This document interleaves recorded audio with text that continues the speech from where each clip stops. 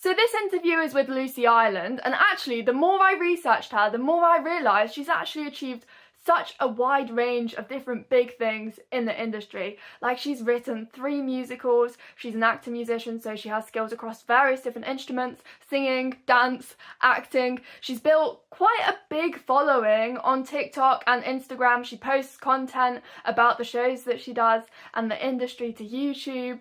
Like, she does so many different things. She does headshot photography, she does online coaching and teaching people singing, and it's just so impressive.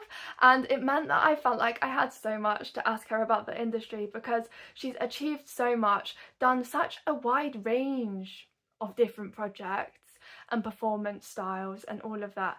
So she's done pantos as well. So I just wanted to ask her so much. So I learned so much from this conversation, and I was really grateful to have the opportunity to be able to speak to someone who's done so much. So it's a really, really interesting conversation, and I hope you can gain a lot from it like I did.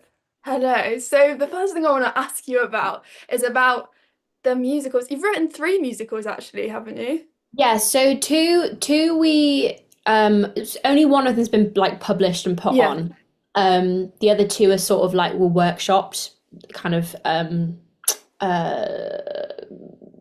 like unofficially. So it wasn't like a real thing because they were, but one of them was kind of one that we did in drama school. Another one was based Yeah. on a film that we really loved called Pay It Forward. And then the third one that we did, obviously, which you know about, was From Here, which is now called 10 Years From Now. So we're trying to like rewrite that. But yeah, the first two we did at drama school, kind of me and Ben became friends quickly because we were both on the same course at GSA. We both did the actor musicianship course, and he came to me one day because we used to always have to write stuff in our on our course. We were always writing things. That was part of our what we did in our studies. And so he was like, we realized that we were both sort of good at it and we enjoyed doing it. And he was like, hey, he's like, I've got this idea for a musical. Do you want to come and write it with me? And that's just sort of how it started. And we did Pay It Forward first. And we kind of like put it on to different people in the school. And we tried to get the rights for it, but we couldn't unfortunately do it. Which is sad because we love the story of it. And then we wrote our own show, which was called With Without, which was about 2 teenagers growing up and kind of their experience and like, you know, sort of kind of trivial things that were just very like small scale. And then we did From Here during lockdown. So we ended up, I think, writing it for the majority of 2020 from different parts of the UK because obviously we couldn't see each other. So it was kind of going back and forth, doing sessions on Zoom, writing with each other. And then eventually we got in touch. We put out some choirs where we did some of our previous songs that we'd done in different shows. And that kind of got like a lot of attention on social media, on Twitter. People really enjoyed it. And then we got in contact with this producer who ended up putting it on. So we ended up doing it on the Chiswick Playhouse in 2021, which was a year later. And it was just the idea of beginnings and endings, and because it was a song cycle at first. We've now made it more into a musical. But it was a collection of songs that each had their own story. So each character had these different songs that they sung, and they were all to do with sort of being in the middle of a moment and whatever that was to that character. So it could have been like going to university, for example, Home to You, which you said you listened to. That was her experience in leaving home and kind of not really knowing where she was going to go from here because she'd left one thing, gone to another. Another was about this guy that was a photographer, etc. Another was about someone dealing with OCD and how they navigated a relationship. So it was just very sort of specific moments in the songs. But we've now made it more into like a musical with an extra character, and we've renamed it 10 Years From Now because we're trying to focus it on them all being at a job interview. Because in the show they do 4 monologues in the original, and we wanted it to be more about where do you see yourself 10 years from now, which is kind of changed from the original idea of it being sort of in the middle of something. So yeah, I think that's sort of like where we're trying to sort of get it put on, get it workshopped, kind of still rewriting, but we're both so busy that at the moment that it's hard to find the time to navigate writing together. And then we've got some other ideas as well for like new musicals, but they haven't like been fully fledged yet. So yeah. That's so exciting. And I wanted to ask about the rewrite process as well, because in my research, I know that it changed a lot during the rehearsal process, and then it's changed since you put it on first. So how do you, Yes, yeah. So the as I mentioned, originally it was four characters, and now there's five characters, and those five characters are all linked in some way, yeah, um, because we wanted it to have that through theme of it being. It was basically now it's one person's sort of one character's viewpoint, but each of the other characters that pop in and out through the show have some link. Still the same songs. We've got a couple of new ones added in. And yeah, we need to get it up on its feet and just see how it looks, and because we've obviously written it, but it's just kind of getting it workshopped and getting it done. But again, that's all funding, and it's hard to do when you like don't have the time to do it, and you're both working, and we're also both performers, and Ben's a musical director, so it's just like trying to juggle all those things. But in the room originally, yeah, we had, because we'd never put it on anyway. It was just sort of like a draft of a show. So things did change. We added it, we kind of moved things around. We added in little reprises of stuff and kind of changed lyrics here and there. But from the first draft that we did to putting it on at the Chiswick Playhouse, it was kind of quite similar. I think now it's changed a lot more since what it was, just to give it a bit more of a interlinked story rather than just being this is this character singing this is this character singing that. We wanted to make it more sort of whole as a story. But yeah, at the moment there's not been any further rewrites since like last year. I think was last time we kind of looked at it in detail. But yeah, it's I think it has to be done for something to improve and change and adapt. So it's necessary, but it's a long process to do. yeah, but it sounds exciting. And I wanted to ask as well, because I know that you worked with a producer, didn't you, to find a venue. So how do you find a venue and put it on? Because isn't it quite a good venue to have something on in? Yes. I mean, I personally don't know the process of it with producing. Like that was something that we gave to the producer to do. Yeah. But in terms of contacting producers, all you need to do is just find them on social media, contact them, email them. I mean, I guess in some cases you could probably DM them like on social media if they're that kind of person. If it's kind of like a formal introduction, I would say do it on email. And anytime we do this, we have like a little pack that we send out. So it's just got all the information of the show, who we are, anyone attached to the project, any sort of previous iterations of it that are outside, that are published on social media.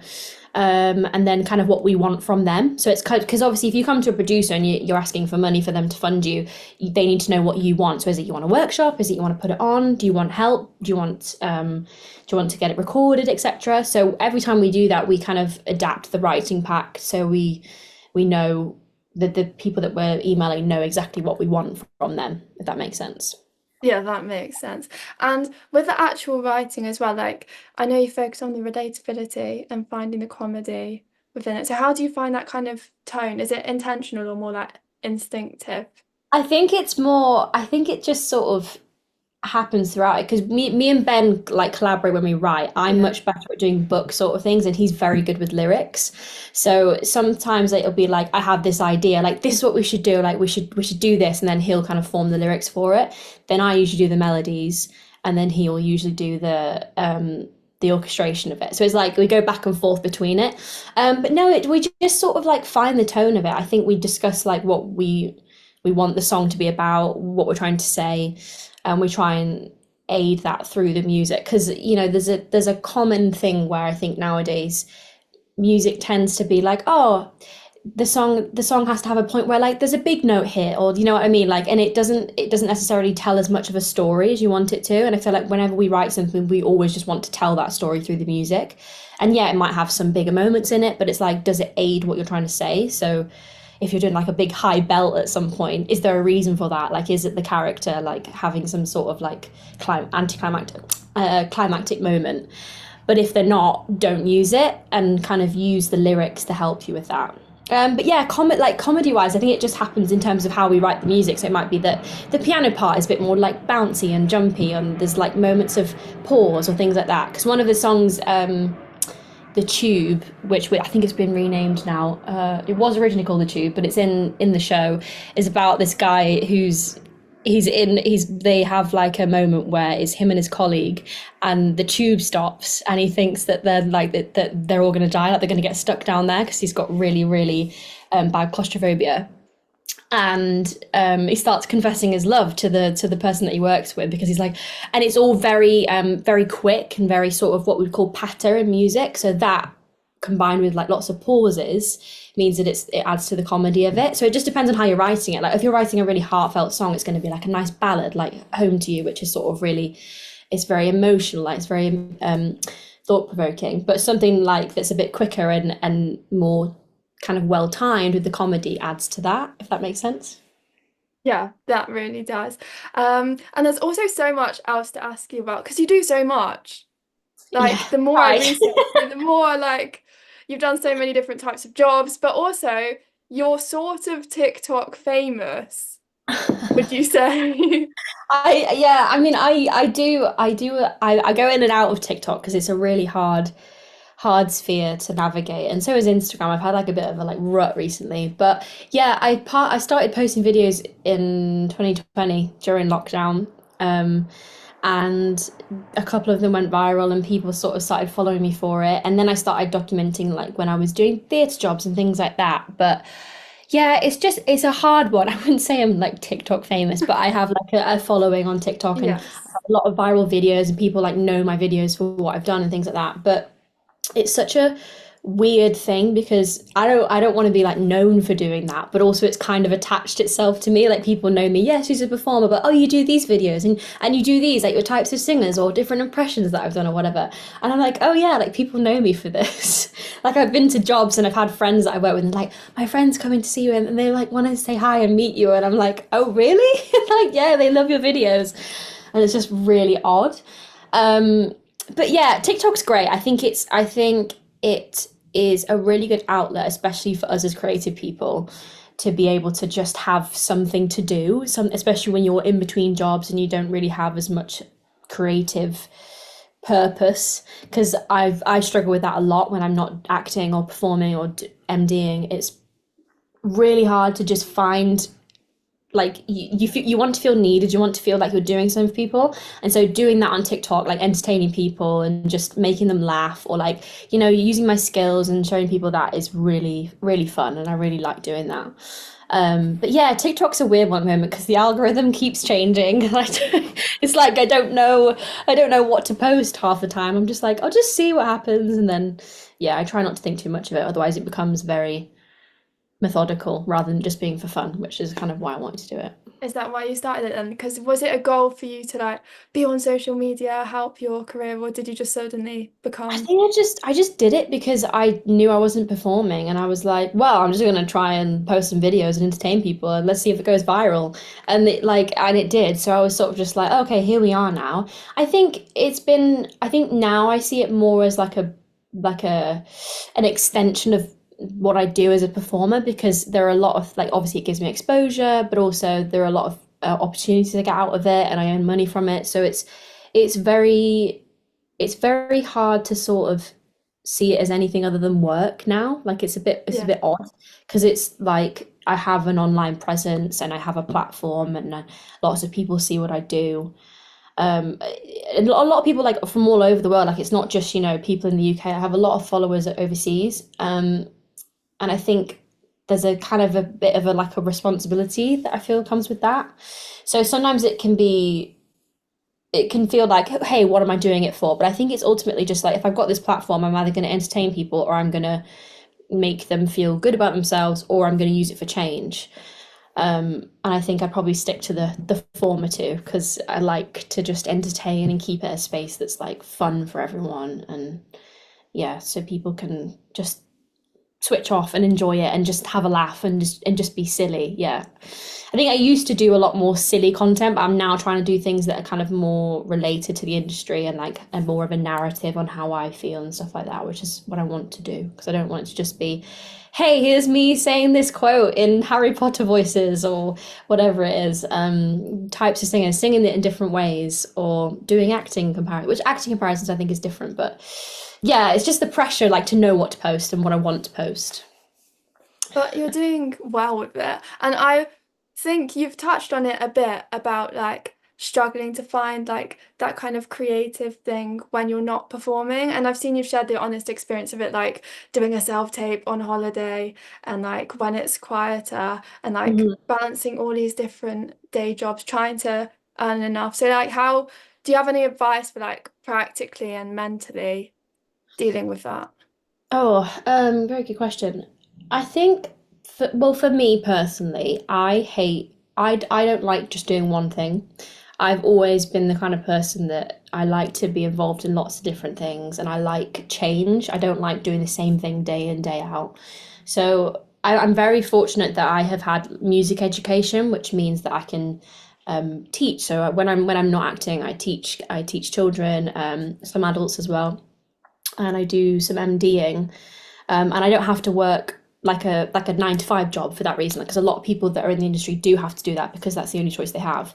But I kind of wanted to make sure I had that option. So now, whenever I'm not working, I work for a few hours a day, I teach, and then I have my days free, which gives me time to make content, to do any other work that I need to do. I do some other online coaching in the day.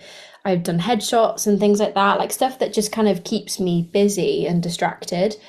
Um, but also as well, like even doing this, I get sort of tired of doing the same thing. So I like to change it up. I like to do other opportunities that are sort of more freelance or one-off things, like, if you do a concert or things like that. So if there's any opportunity for me to do that, I'm always like, just do it. Just say it, commit to it, and make sure the date's free.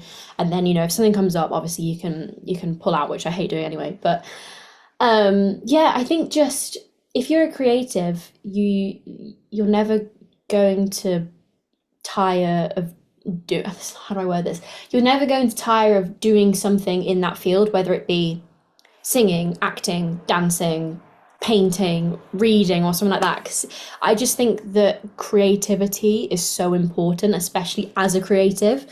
And so I think the more I involve myself in this industry when I'm not working, the better I feel, if that makes sense.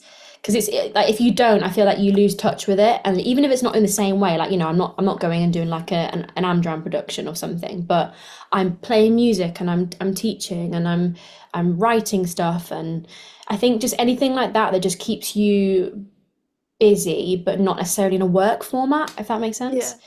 It's like something creative, but just for the fun of it, or if it is work, it's like a different kind of work.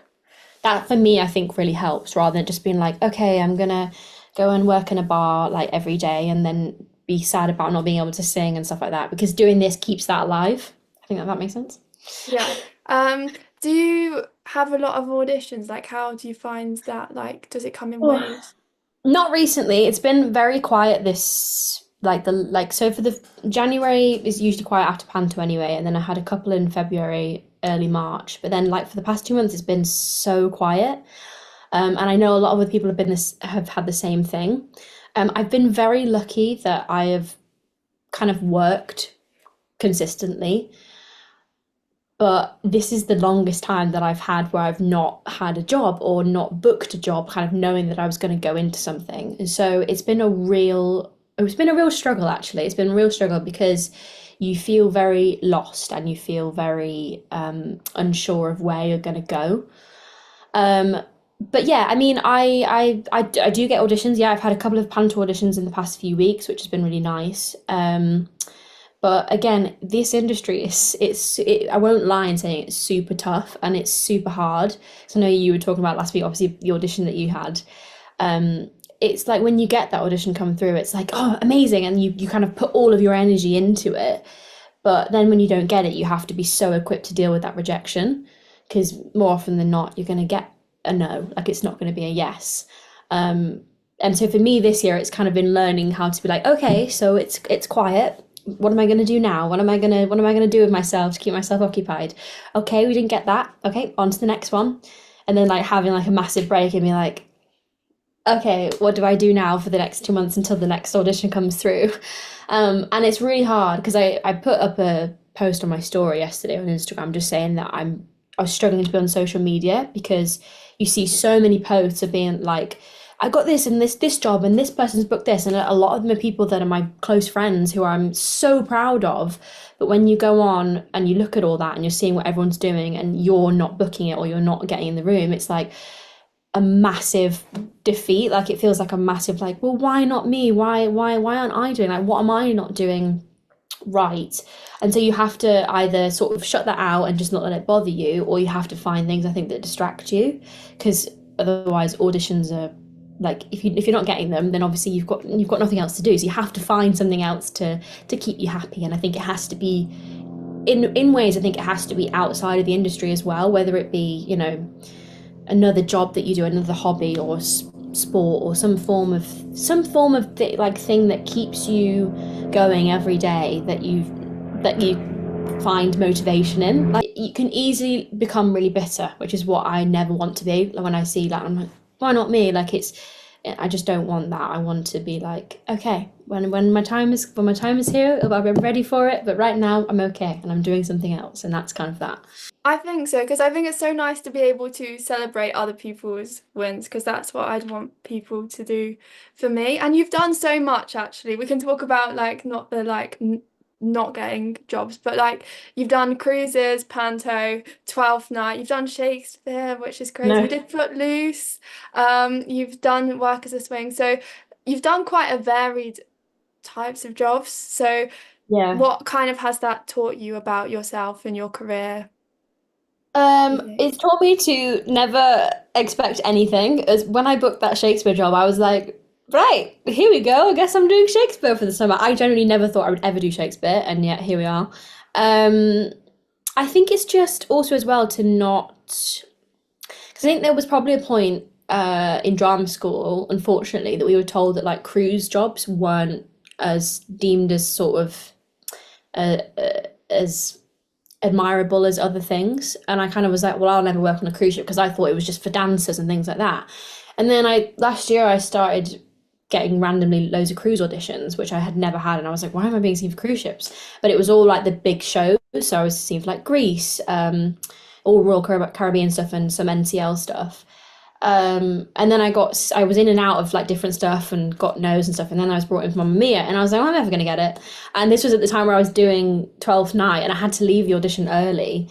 And I was like, I'm never going to get it. And then I booked the job, and I was like, wait, what? And I was like, oh, it was like I couldn't believe it. But also I was like, I have no idea what to expect, because I'm going on a cruise ship, and I don't know how to navigate that. And it was very different. It was very different to how, you know, touring is, for example, or doing a panto or small scale job. It's completely different shift of life. But also I'm thankful to have that experience. Like, I would go on a cruise ship again. I think it's just, you have to be prepared. Like, you have to know what to expect. When you go in blind, it's like, because it was just such a different way of life. Touring, that was my first experience when I was a swing, and that was during COVID, so it was like 2022, where it was starting to get a little bit easier to sort of put on shows and things like that. But there was still, you know, we were still testing every day, and people were having to isolate, and it was stressful. I love touring, and I'd do it again in a heartbeat. Had a couple of auditions last year for some tours, but unfortunately didn't get them. I think that again is a very different way of life, because you're you're in one place another week, and then the next week you're like the other end of the country, and there's no like, you might be in Scotland one week and the next week you're down in Torquay. That was kind of the stuff that we did, and you have to get used to just being like, right, well, now I'm here and now I'm here. In a similar way that cruising is, that you go to loads of different places when you dock. But that then, compared to like a really short contract like 12th night, was really different. And also in terms of skills that you need for that, for 12th night, it was all outside. There was no sound design or anything like that, so it was all just amplifying our own voices, which was a new skill for me. Being a swing was incredible. I loved it. That is my first job. I learned so much, and I was forced to just get on with it and just go and do it and just kind of deal with whatever was happening on stage. And I got to play loads of different roles, which I loved. Panto again. When I did my first panto, I was like, this is the weirdest thing I've ever done. It was crazy. It was so fun. And then I did a rock and roll panto at Christmas, which was back at home near where I live, and that was acting musician. So it was just mental. Like every single job I've done has been so different, and I'm so grateful for that because it's taught me. Each job has had like a specific skill that I've learned, and I've just felt like I've taken that into the next job and then never expected something to be the same, which I think has been really nice. Yeah, I think each individual thing has been very useful in terms of how I've like compartmentalized that and made it sort of better for the next job, or like I'm not going to do this in the next job, I've learned this from this. And yeah, it's just also working with different people, like some musical theatre, some acting musicianship, some people older, some people younger. Like it's just, yeah, you get a lot of experience doing that, which I'm really grateful for. It's good because I think you grow from everything you do. But also you have actor musician as a skill, like you play instruments. So how do you think that's impacted your career, I guess? I think because it's been like half, I think it's been half, no, three out of yeah, three jobs I've done have been actor musician, and then two of them haven't because I've had like two really long contracts. I did actor musicianship at GSA, which was when it was like first kind of established. I think it might have changed a little bit since then, but basically we were kind of sharing parts of the musical theatre course with kind of the musician, like the music course for it, sorry. So we would have lessons where we'd go and dance with the musical theatre graduates, and then we'd go and have a lesson on theory and things like that. And then in second and third year, it was kind of learning how to combine everything together. So you'd be doing a show where you'd be dancing and you'd be playing saxophone or clarinet while you were moving. And then when I did Footloose, that was essentially what I had learned in my course. So that was the perfect job to do flat out. But then after that, I obviously had to do shows where I wasn't playing instruments, and that was really weird. But then when I come back to it, I'm always like, yeah, of course, I know what to do. Like, this is great.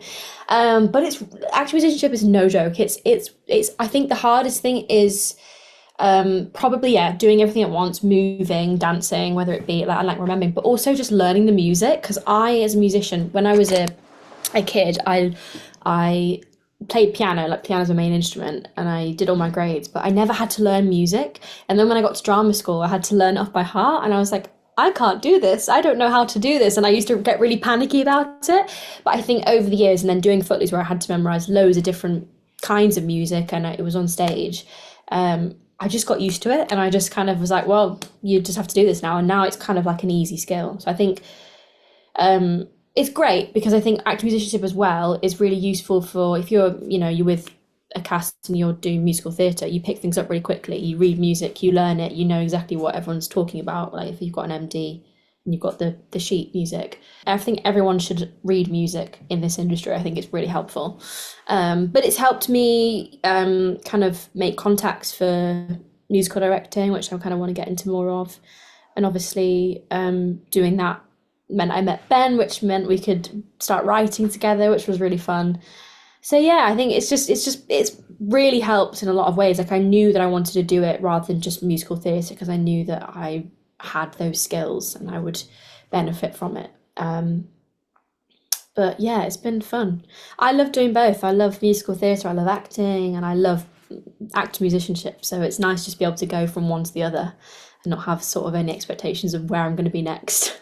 Yeah, that is good. And it also used to be a big trend, didn't it? Where there was a lot of actor muso shows. So it opens a lot of doors, I Yeah, feel. yeah. And do you have any final advice, anything you want to promote? Oh gosh. No, I mean, follow me on Instagram and TikTok, obviously because I post stuff on there.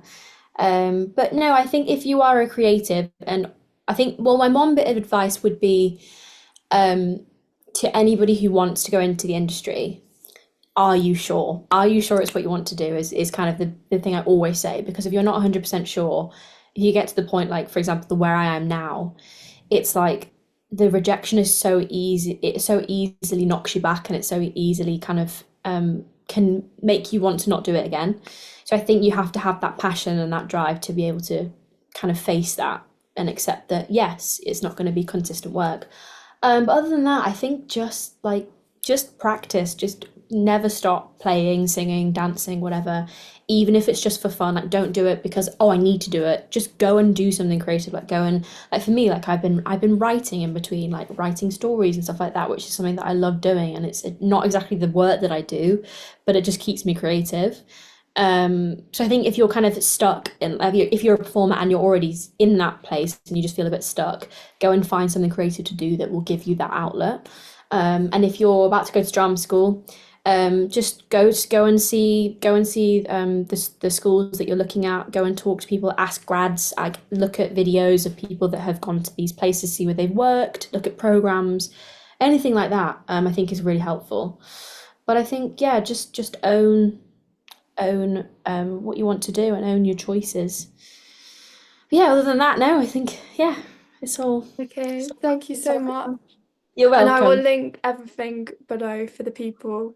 So thank you again to Lucy for agreeing to talk to me. It was such an interesting chat, and I think as well as the practical tips and insights into the industry and all these different areas of the industry that she's worked in and covered that I can take away from me, something else that I feel like was really valuable from doing this interview is her honesty about the industry, because I think it's easy to just portray the image that like everything's going really smoothly and like not get into the honest truths about the parts that can feel a bit more difficult. So I think it's a credit to her that she's really able to open up about that, and I think that's so useful and it's helpful for me to hear, and I think it will be helpful for lots of other people to hear, because it is a difficult industry to go into. So I'm really grateful to her for her honesty, and she's achieved so much, so it was such a great opportunity to get to talk to her about all of that.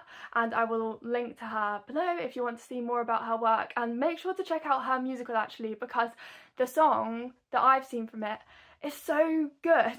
Like, she's so talented in so many different areas, it's crazy. So make sure you check out everything she has done, and I'm sure she's going to do such great things in the future, so definitely stay tuned with what she's up to. And thank you so much to everyone for watching, and hopefully see you in another interview soon. Thank you, bye.